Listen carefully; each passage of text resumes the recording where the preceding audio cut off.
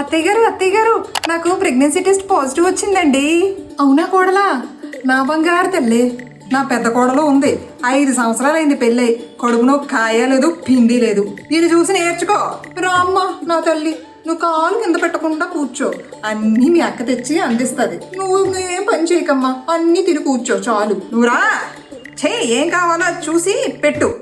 ఈ వీడియో ద్వారా మనకు అర్థమైన 3 ఇంపార్టెంట్ విషయాలు ఏంటంటే, ఫస్ట్, ప్రతి అమ్మాయికి ఫర్టిలిటీ అనేది ఒకలాగే ఉండదు. ఒక్కొక్క అమ్మాయికి ఫర్టిలిటీ లెవెల్స్ ఒక్కొక్కలా ఉంటాయి.